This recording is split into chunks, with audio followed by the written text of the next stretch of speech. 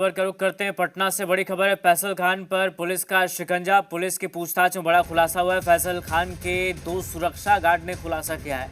फैसल खान के कहने पर दोनों ने फायरिंग की।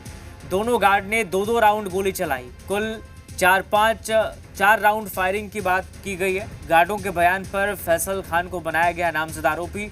दारोगा के बयान पर आर्म्स एक्ट, हत्या के प्रयास का मामला दर्ज हुआ है। अन्य गंभीर धाराओं में भी दर्ज हुआ है केस। पुलिस अब गिरफ्तारी के लिए छापेमारी कर रही है। पुलिस ने विज्ञप्ति जारी कर जानकारी दी है।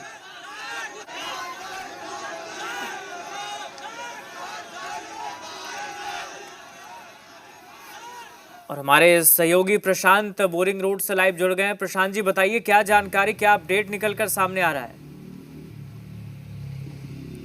देखिए राहुल, सबसे बड़ी बात है 2 जून को जो घटना हुई, जिसके बाद लगातार फैसल खान ये कहता रहा कि फायरिंग हुई और बाद के बयान में ये इस अपने दावे से वो मुकर गया था।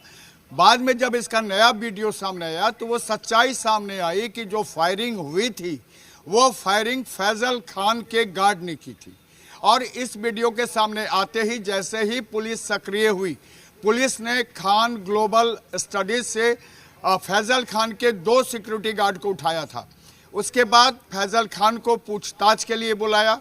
फैसल खान से पूछताछ और गार्ड के बयान के बाद मामला दर्ज किया गया और इस मामले में ये पुलिस की तरफ से ये FIR किया गया और उसमें ये लिखा गया कि हत्या का प्रयास और आर्म्स एक्ट। अब समझिए ये 2 बड़ी धाराओं के बीच में जो FIR पुलिस ने दर्ज की है कदमकुआं थाने में, उसमें फैसल खान और उसके 2 सुरक्षाकर्मी के साथ ही अन्य लोग भी शामिल हैं।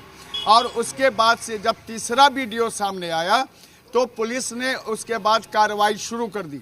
कल ही पुलिस ने फैसल खान से बातचीत के बाद, पूछताछ के बाद ये कहा था कि पुलिस को जब ज़रूरत होगी फैसल खान उपलब्ध होगा। लेकिन फैसल खान को आज जैसे ही पता चला कि उसकी गिरफ्तारी हो सकती है, वो अपने खान ग्लोबल इंस्टीट्यूट मुसल्लापुर से चुपचाप वहां से निकल गया, बंद गाड़ी में निकल गया और कहाँ गया इसकी जानकारी पुलिस तक का नहीं है।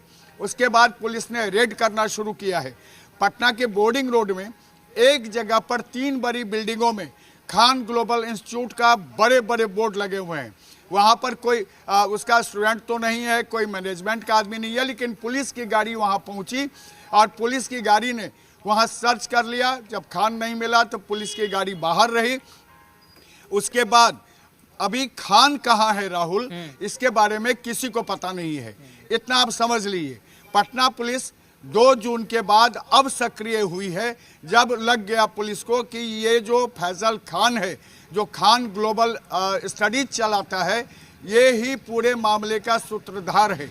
क्योंकि आज जो तीसरा वीडियो आया है उसमें साफ तौर पर देखा जा सकता है कि ये उकसाने वाली जो प्रवृत्ति की शुरुआत हुई थी वो खान ग्लोबल की तरफ से हुई थी। और जिस गार्ड ने ये अंजाम दिया था ज्ञान बिंदु के तमाम जो पोस्टर्स बैनर को हटाने का, उसी गार्ड की पिटाई हुई थी। जो सबसे पहला वीडियो आया था जिसको लेकर के बराबर फैसल खान कह रहा था कि उसके ऊपर हमला किया गया है, ये दूसरा वीडियो था।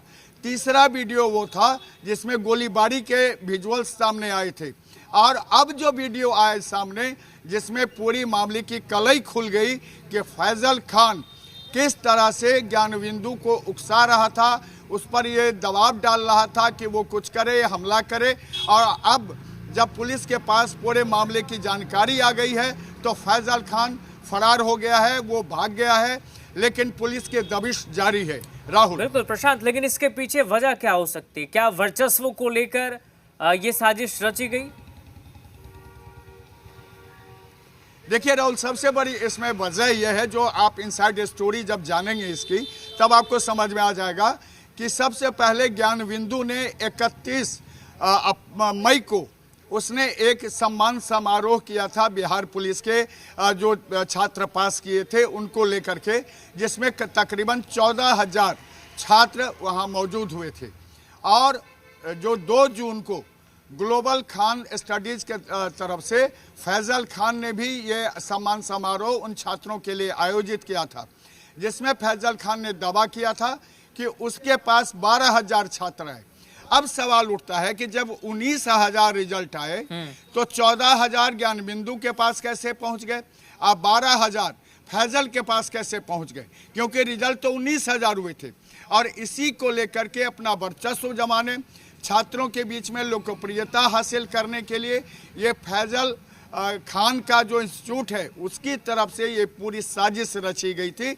अब पुलिस को जब इसके पूरा पता चल गया है, जांच में सामने आ गई है बात, तब पुलिस ने फैजल खान की गिरफ्तारी के लिए जाल बुना, लेकिन तब तक फैजल यहाँ से फरार हो चुका था। बिल्कुल प्रशांत, चूंकि गार्ड ने भी ये बात कही है, जो जानकारी मिल रही है पुलिस से कि खान सर या फैजल खान के कहने पर गोली चलाई, तो इसके बाद क्या फैजल खान की तरफ से कोई रिएक्शन आया या सोशल मीडिया पर या कहीं से? देखिए, उसके बाद फैजल खान की तरफ से एक बयान सामने आया था। वो बयान उसने खुद ही जारी किया था, जिसमें उसने कहा कि आत्मरक्षा में उसके सुरक्षा कर्मियों ने गोली चलाई। अब सवाल उठता है कि पहले तुमने उकसाया, तुमने उसके बाद जो रिपरकेशन हुआ ज्ञान बिंदु की तरफ से वो घटना हुई, उसके बाद तुमने वहां पर गोली चलवा के लोगों को दहशत में डालने का काम किया, और अब कह रहे हो कि आत्मरक्षार्थ। क्या तुम्हारे गार्ड ने जब गोली चलाई, क्या उस समय भीड़ थी वहां पर? तो मैं आपको बता दूं राहुल, उस समय में कोई भीड़ वहां नहीं थी, और इसने दहशत फैलाने के लिए ये गोलीबारी करवाई थी। देखिए, पुलिस को जो अब पूछताछ में दोनों गार्ड ने बताया, दोनों गार्ड ने ये कहा कि फैजल खान के कहने पर ही। बिल्कुल, और इसी के बाद आरोपी बनाया गया। प्रशांत, लौटेंगे आपके पास। हमारे साथ हमारे सहयोगी सन्नी भी जुड़ गए, मुसल्लापुर कोचिंग सेंटर फैजल खान के, वहां क्या स्थिति है देख लेते हैं। सन्नी, जरा तस्वीरें दिखाइए और बताइए क्या जानकारी है इस वक्त आपके पास। बिल्कुल, सबसे पहले यहाँ की तस्वीर हम आपको दिखाते हैं, और आम दिनों की तरह यहाँ पर बच्चे आ जा रहे हैं, लेकिन कुछ कोचिंग संस्थान अब भी इस कैंपस के अंदर बंद है, और खान ग्लोबल स्टडीज़ के जितने भी यहाँ पर संस्थान हैं, जितने भी क्लासरूम हैं, वो खुले हुए हैं, और छात्रों की यहाँ पर उपस्थिति है। तो निश्चित तौर पर यहाँ आम दिनों की तरह सब कुछ सामान्य है, लेकिन अंदर खाने में बहुत कुछ चल रहा है।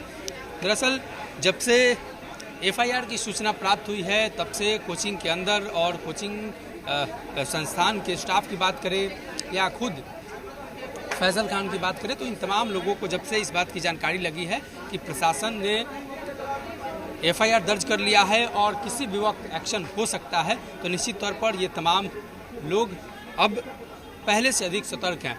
दरअसल जो एफआईआर दर्ज की गई है पुलिस के द्वारा, और ये जो कांड संख्या है 418/26 4/6/2026 के डेट में दर्ज की गई है, और BNSS 109/25/9/27/35 आर्म्स एक्ट के तहत ये मामला दर्ज किया गया है।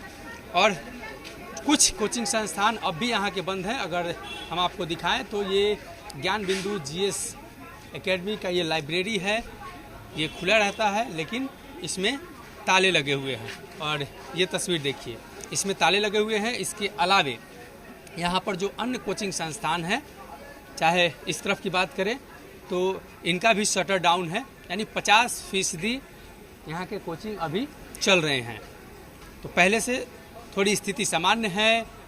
कल यहाँ पर काफ़ी तनातनी का माहौल था, छात्र काफ़ी आक्रोशित थे, और अभी की जो वर्तमान स्थिति है, छात्रों का जमावड़ा यहाँ पर है, लेकिन किसी भी वक्त पुलिस प्रशासन की तरफ से एक्शन लिया जा सकता है। दरअसल पुलिस के तमाम वरीय अधिकारी मीटिंग कर रहे हैं, रणनीति आगे की तय हो रही है कि किस तरीके से आगे अब कार्रवाई होगी, इसलिए कि जो कार्यशैली रही है प्रशासन की, उसको लेकर भी कई तरह के सवाल खड़े हो रहे थे। लेकिन पटना पुलिस ने साफ कर दिया है कि जिस आधार पर उन्हें सबूत प्राप्त हुए हैं, जिस आधार पर कार्रवाई होनी चाहिए, पटना पुलिस उसी आधार पर कार्रवाई कर रही है। और जैसे ही वो वीडियो फुटेज सामने आया, उसके बाद प्रशासन ने त्वरित एक्शन लेते हुए खान ग्लोबल स्टडी के 2 गार्ड को गिरफ्तार किया, उससे पूछताछ हुई, और पूछताछ के आधार पर ही एफआईआर दर्ज की गई है। इस एफआईआर में कई महत्वपूर्ण बिंदुओं का जिक्र किया गया है, जिसमें इसका जिक्र किया गया है कि खान सर उर्फ फैजल खान के इस आदेश पर हम दोनों सुरक्षाकर्मी अपने अपने राइफल से 2-2 राउंड फायरिंग की। ये स्पष्ट तौर पर इस एफआईआर में लिखी गई है। तो निश्चित तौर पर जिस तरीके से बयान सामने आए और सुबह में भी सोशल मीडिया पर कई बयान वायरल हुए, जिसमें फैसल खान खुद कहते हुए नजर आ रहे थे कि उन्होंने अगर आत्मरक्षा में गोली चलाई है तो ये बात अलग है, इसका जिक्र भी उन्होंने किया है। तो निश्चित तौर पर जिस तरीके से पुलिस ने एफआईआर दर्ज किया है, पुलिस को जो इनपुट मिले उस आधार पर गिरफ्तारी हुई, फैसल खान से भी पूछताछ हुई और किसी भी वक्त पुलिस यहाँ पहुँचेगी, उनसे फिर से पूछताछ हो सकती है अगर वो यहाँ पे मौजूद हैं तो।